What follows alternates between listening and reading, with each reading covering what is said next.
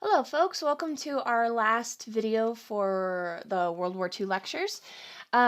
Just FYI, this is the lecture where it has potentially disturbing images. So what we're going to do is I have a slide that's big and bold and red and says, hey, if you don't want to look at these, skip the video to the next big red slide that you see. I will not talk over the pictures so that you are not missing any content. I will briefly talk about them afterwards, probably because I don't feel like you can just sort of submit these pictures for viewing without commentary to go along with them and explain them and contextualize them. But if you don't want to see them, it should make it relatively easy to avoid them. And again, this is not a judgment. If you don't want to see these, it's okay. It's really okay. We're going to go until we're done, but I'm going to set a timer for 20 minutes just so that I know where we are. So last time we were talking about the enthusiasm for the war, and that's kind of something that gets people because like World War II was the most popular thing ever, and we hate the Nazis so much, and everybody was in it to win it, and America, back-to-back World War winners. Okay, sure, yeah. But actually, because of World War I, most people were pretty unenthusiastic to get into World War II, and that really explains, in some ways, the policy of appeasement. All of these European governments are like, man, we've been there, we done that. It sucked. Why should we do it again? How about we just let Hitler have Austria? Because that kind of sort of used to be part of the Germany, Austria, Hungary alliance. So, like, how bad could it be? Turns out really bad, but hindsight's 2020. So, total war. Total war is a term that we could use for a bunch of different sort of meanings. One of them can mean that everybody is bombed. So this means that we have cities being bombed, we have civilians being bombed, we have, they're not targeting specific military targets. Would you prefer another target, a military target? Then name the system. Yeah, no, they're just killing everybody. This is, Order 1066 instead. So we have cities, we have civilians, and they are all on the receiving end of this bombing. So again, that was why they sent the kids out to the countryside of the Chronicles of Narnia book. It's so that they were a little bit in London. And Hiroshima and Nagasaki are really good examples of we dropped a bomb on an entire whole city. We didn't care, ultimately, if there were women, if there were children, if there were civilians, if there were old people, we did it anyways. Total war can also mean the whole country is involved from every step of the process. So when we say whole country, I'm going to use the United States because that's the one I'm most familiar with, but it's things like factories are changing to produce wartime materials. So this used to be a refrigerator factory, and now it's a bullet factory. Kind of a thing. This actually happens in reverse after the end of World War II. This is why America is able to get ahead and really become a first world country, is because we've created all of these factories to produce wartime materials.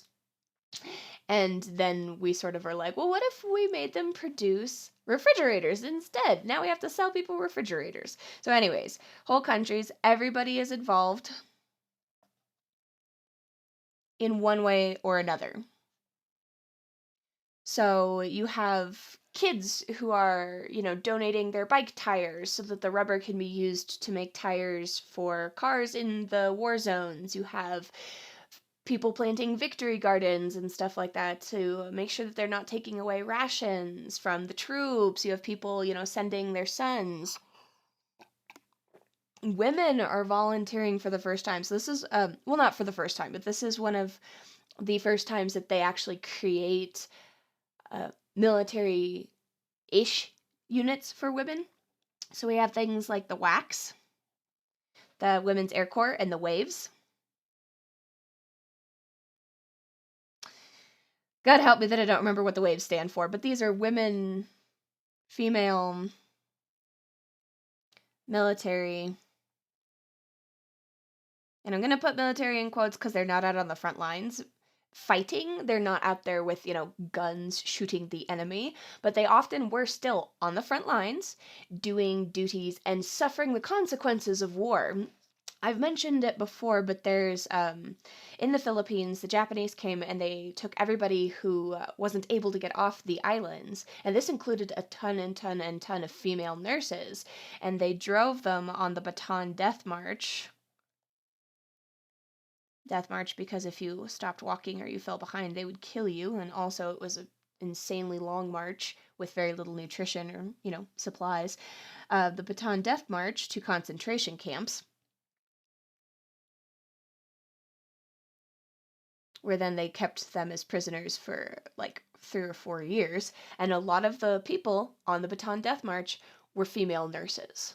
So there were plenty of women, even in the United States, who felt all of these things and were involved in all of these things.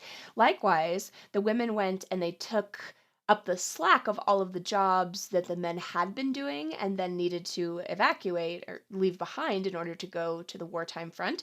So we are seeing record numbers of women in the workplace as well.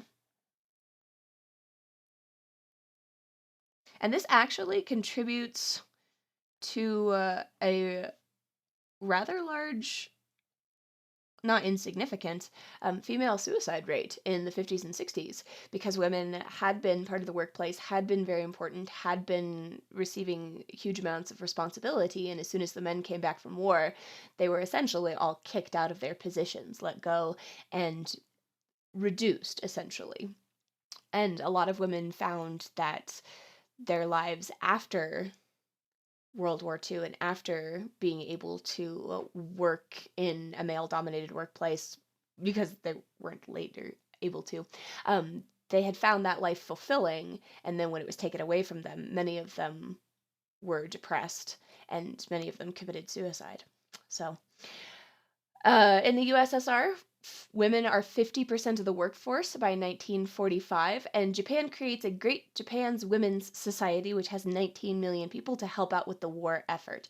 But, sort of like I just mentioned, war canonizes masculinity.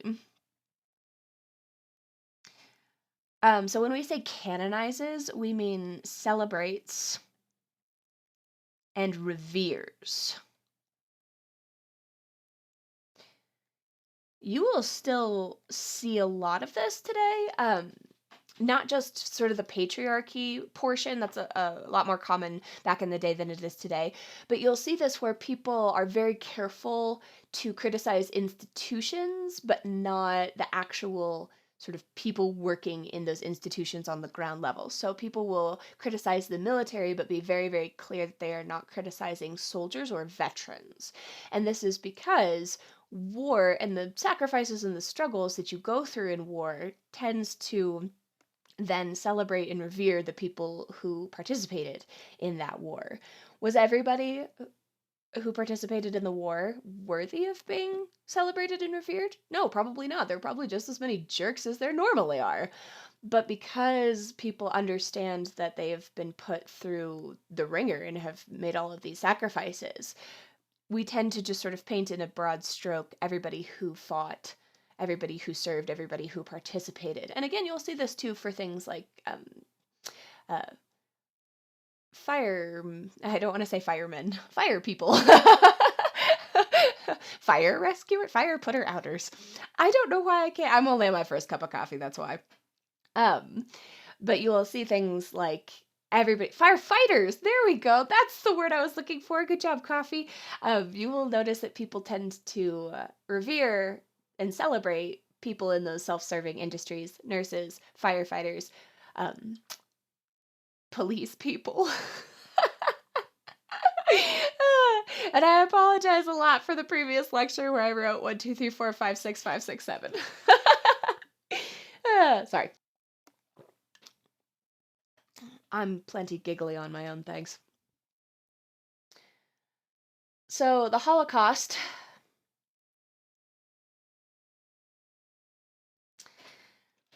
The Holocaust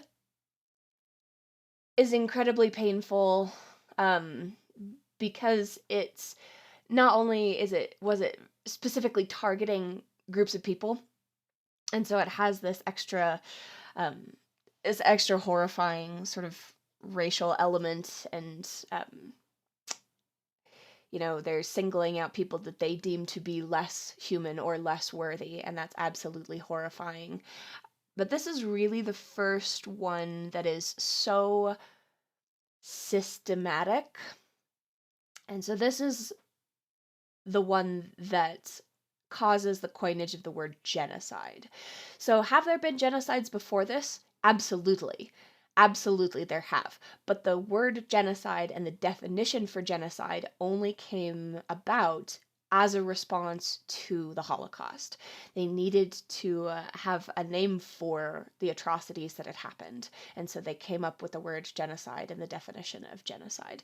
Genocide is when you are specifically targeting and killing groups of people based on things like religion, skin color, ethnicity, um, sexual orientation, stuff like that. So it's important to note that the main bulk of people who suffered in the Holocaust were Jewish people. That's really important to note. But it is also important to note that there were other people who were involved in the slaughter, who were slaughtered, not involved in the slaughter, who were slaughtered, um, because of things either beyond their control or because they felt that these things were too important to give up, and they were willing to die for their beliefs. So not just Jewish people, but people who sheltered and saved Jewish people also were rounded up and were put to death by the Nazis.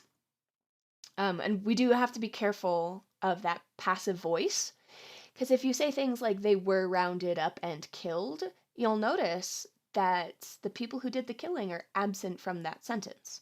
So it's really important that we either make sure it's added onto the end. They were killed by the Nazis, or to put the Nazis first and foremost, the Nazis did this. The Nazis killed people. The Nazis are responsible for death. And huge, huge, huge amounts of death. And again, the Holocaust is specific to what happened in Germany, but I would also like to take this time to be very clear that they were not the only ones who were committing war crimes against people. The Russians were allowing German prisoners of war to starve, and many of them died in Russian prison camps. The Japanese had concentration camps over in Indonesia, and thousands upon thousands of people were killed or starved or died for other related reasons to being in concentration camps. People in the conquered territories that Japan conquered, many, many Chinese people, many Koreans, stuff like that. And the Russians afterwards also kill plenty of their own people that they do not deem as being worthy of being in the USSR. So this is horrible and terrible, but I also want you to understand that this was not the only instance of this happening.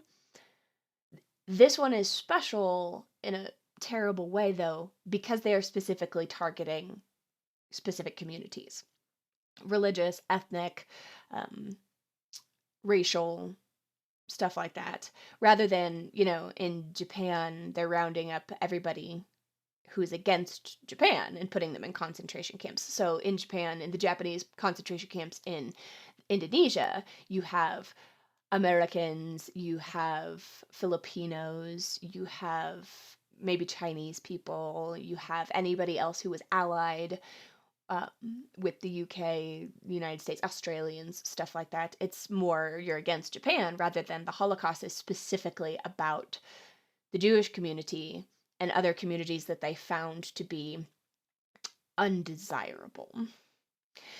So the Nazis scapegoated the Jewish people, which means that they blamed the Jewish community for the problems facing Germany in the interwar years. So Germany's loss in World War I, Germany's tanking economy, Germany's inability to recover.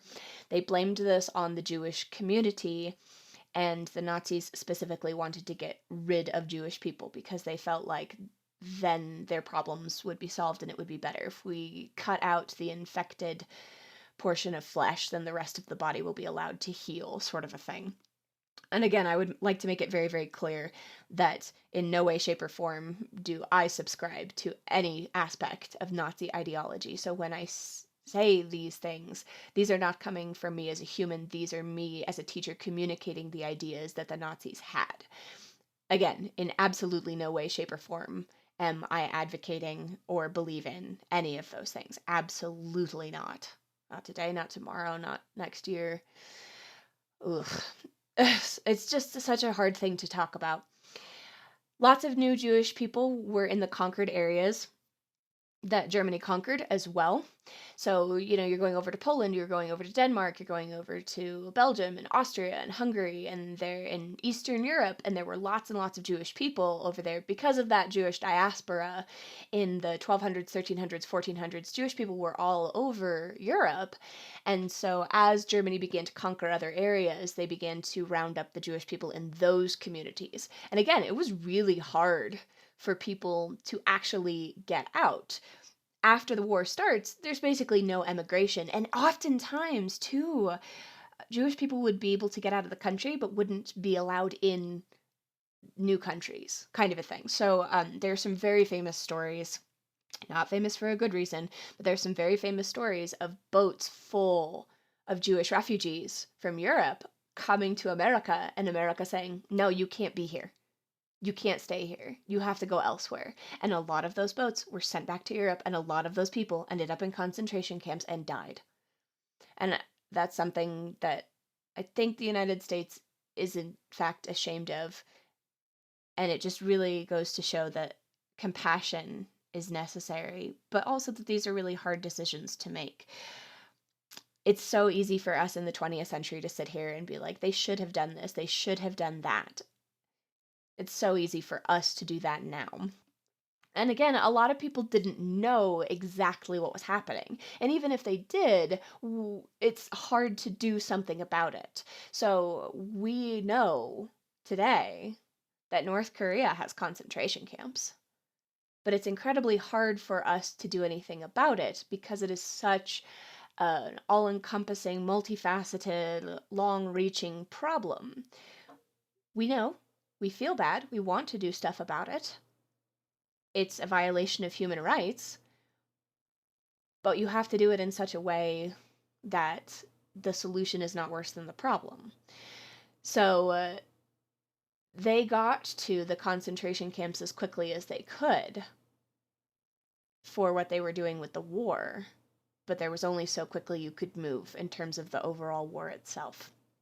So eventually, the Nazis decide that they are losing the war, but they don't want the concentration camps to be liberated and all of these people that they have marked as undesirables to go free, to go back out into the world, in their minds, to pollute the world. So they start converting their concentration camps into death camps. And they decide that the final solution is just to execute and slaughter people. So 6 million Jewish people alone died as a result of the concentration camps and the death camps. That is not including other Slavs, the Roma people, handicapped people, gay people, communists, intellectuals, Jehovah's Witnesses, anybody who did not fit the Nazis' definition of being pure and superior and Aryan were killed. This had major, major lasting impacts, not the least of which was the creation of Israel as a Jewish homeland. And we were going to talk about this later. This is a really complicated issue as well, because this is where, the Jewish religion really started. This is where it was, a lot of the holy places in Judaism are. And obviously, a lot of people felt the need to help out the Jewish people after World War II. But also, they carved Israel out of other existing countries. And so that has led to lots of complications as well that are still having impacts literally today. So It's a very complex problem, and all of these problems need to be approached with compassion. Okay, so these are the images that may be graphic or upsetting. I will not talk over them. I will just go through them for you to look at. And then you will know I'm done because there will be another red slide.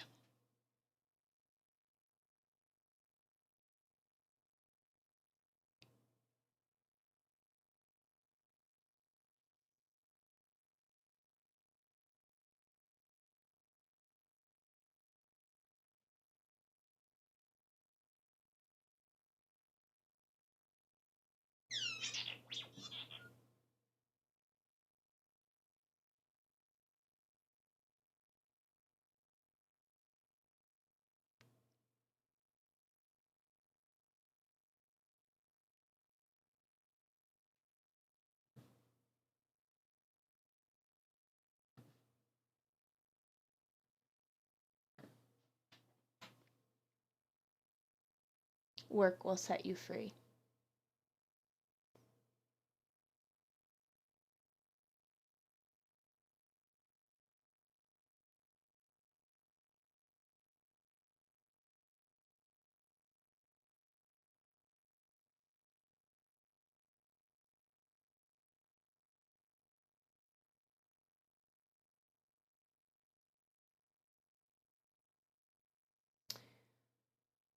Okay.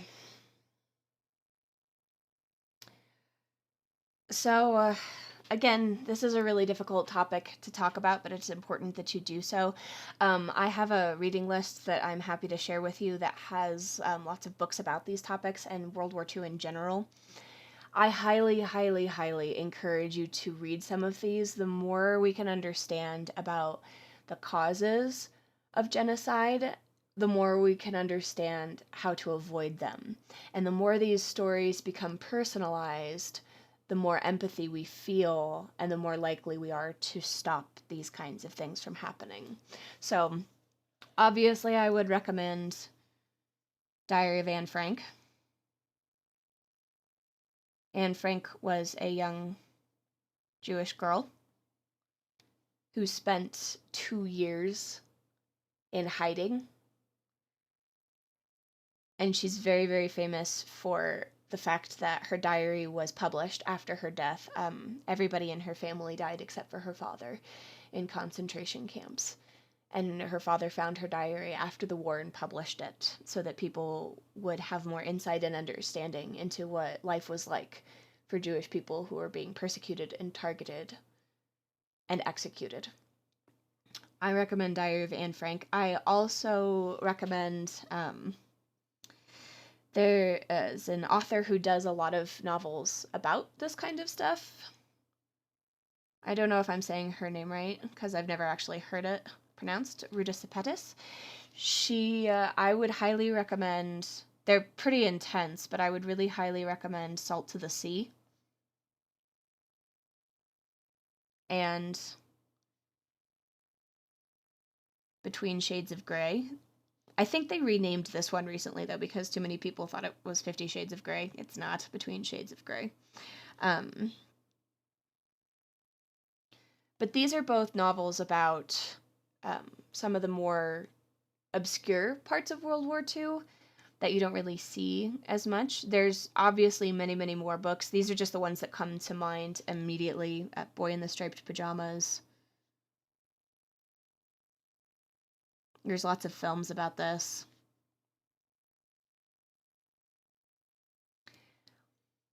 Oh, the Night Trilogy.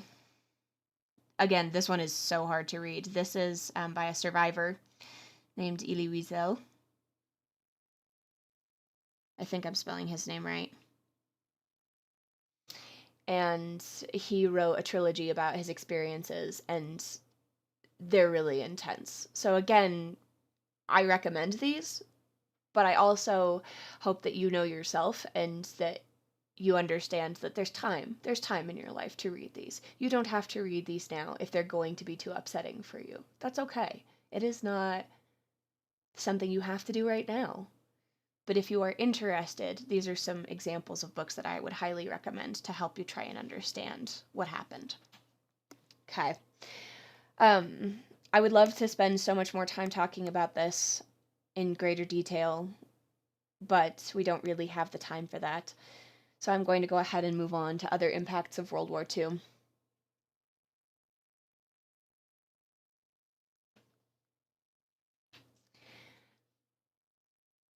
Europe was destroyed and impoverished, like legit destroyed. I'm going to even go ahead and just turn the page all the way. Europe was legit destroyed, and rebuilding efforts were long and took, a lot of money, energy, and patience and perseverance. We also have Europe divided into two spheres, the Eastern Sphere and the Western Sphere. I would say that probably the biggest outcome of World War II is the Cold War. And again, the Cold War was this, we call it a Cold War because there was no actual large-scale fighting, and no formal war was declared. It was mostly diplomacy and, people doing things and sort of threatening each other from a distance, but never really threatening each other. So it broke into two spheres, the Western sphere, which becomes equated with capitalism,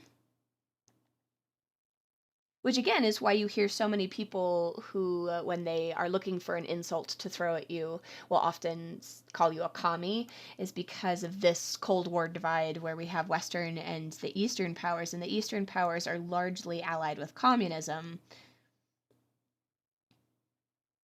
And so therefore, communism for a very long time was seen as the enemy. And so people often sort of divide it into these two big, even though that's not really true, because over here on the Western side, we also have countries like the UK, France, Italy, that are doing democratic socialism, Sweden, Scandinavia. So they're not doing straight capitalism, but we're still putting them in the capitalism category. West Germany, countries like that, Spain, Portugal, Belgium. And then over in the eastern side, we have the USSR. Oh, and then obviously USA. Wah. Over here we have the USSR, but then we also have China, Cuba, certain South American countries. We also have Vietnam, North Korea. And again, all of these countries are countries that we, the United States, have had bad relationships with because of this sort of existential divide between capitalism and communism, and the fact that we didn't want them to take over the world, because if they did so, it would be detrimental to us. Terms of economic profits. If China takes over the world, it's detrimental to us in terms of our global power and therefore our global safety and our economic status. So again, it's not just so easy as to boil it down to, oh yeah, communism bad, capitalism good. It's not quite that simple, and it's worth understanding that it is not quite that simple. But a lot of people go to communism as an insult or communism immediately as a bad thing because all of the countries that we were fighting during the Cold War fell into that category of communist countries. You'll notice we're not fighting with any of them anymore, except maybe North Korea. Okay, so the communist world consolidates, and the fact that the USSR is on the winning side lends them a lot of credence. Oh, look, the communists came out on top. So the other thing to remember, too, is that not every country in the USSR was coerced into joining. A lot of them were like, hey, man, they did really well. I'd like to be like them, too. So there were a bunch of communist parties in Eastern Europe. And again, in China, the communists were the ones that had been successfully fighting off the Japanese and protecting the Chinese peasant communities. So most of the average people in China, the farmers, the peasants, the bulk of Chinese society were for the communists. They were the ones who had felt the benefits of the Communist Party. So when the Communist Revolution happened in 1949, it was very largely supported in China. There were also lots of renewed interests in world peace. They created the United Nations in 1949. 45, sorry. Sorry, 49 is the Communist Revolution. 1949, in China, where Mao Zedong takes over. They also create the World Bank. Shush. And the IMF, the International Monetary Fund, to try and regulate the global economy. Now, this is a little bit of a problem because we start dividing the world into first world and third world countries, and so the IMF does a lot of loans and stuff out to third world countries, which then usually leads actually to cycles of impoverishment and really doesn't often help the countries out as much as I think they would like. And then the US becomes the big dominant power, back-to-back World War leaders. The USA is able to efficiently and successfully convert their war material factories into consumer product factories. So instead of bullets, we're making refrigerators. Instead of bombs, we're making washing machines. We're still making bombs, though, don't worry. And so we are able, as a country, to get our product out there and to sell them and to become economically dominant. And then when you become economically dominant, you are able to become politically dominant as well. So there's the communist bloc. Europe does actually recover pretty well. They do still have an industrial society, so it's not like they have to figure out how to be an industrial society and then rebuild. They already know how to do that. They just have to rebuild. Plus, the European powers begin to integrate more and help each other rebuild. So not just do we have the United Nations and the World Bank and the IMF, but we start getting the European Union, where everybody joins together. This was so much fun when we went to Europe because all the money is the same. It's all euros, but depending on where you go, they mint different euro coins for each country that like showcase things to be proud of in that country. So, you go to Italy and you have pictures of the Colosseum or the Vatican, and you go to Spain and you have pictures of, the bullfighting arena or whatever. I'm blanking on what else is really famous in Spain. I know there's plenty. I know there is. But you have all of these cool individualized coins, kind of like state coins. The world leadership torch is passed to the United States because the United States is generating 50% of the world's products by 1945. Plus, everybody's afraid of the nuclear bombs and the atomic bombs and stuff like that. This is really hard for us, though, because we used to be a product-driven economy, and we are not anymore. We are now a service-based and service-driven economy. And that usually means that if you would like to earn a decent wage, that you have to have a specific level of education in order to be in service. So switching to a service-driven economy has left a lot of people behind and has left a lot of people impoverished. Whatever the weather, we only reach welfare together. That's an adorable little slogan, though. So America, this is how we exercise global leadership. The big main thing for us to remember is the Marshall Plan. The Marshall Plan was our plan to rebuild Europe. Rebuild Europe. And this was actual him and other people. And others. So that we could sell our products to them. Sell products. You can't sell products to people who are too poor to buy them. We tried that in the interwar years. Doesn't work. They prevented another depression by creating those overseas customers for American products. So not only are people able to create revenue in Europe to pay for the American products, but then Americans are avoiding a Great Depression by creating and then selling these products. Also, they want to undermine communist influence. Also, the Americans need the Europeans to cooperate with each other if they're going to do anything. So they help create the European coal and steel community so that everybody's sharing resources rather than fighting over them.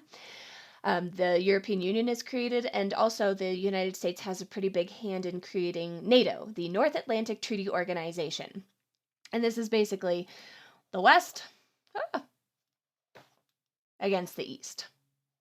And actually, the Eastern Bloc creates their answer to NATO, which is the Warsaw Pact. And the Warsaw Pact is essentially, so they have NATO over here, and then they have the Warsaw Pact. And the Warsaw Pact is like, we'll look after each other in case NATO comes for us. So here is the European Union sort of headquarters today. Very cool.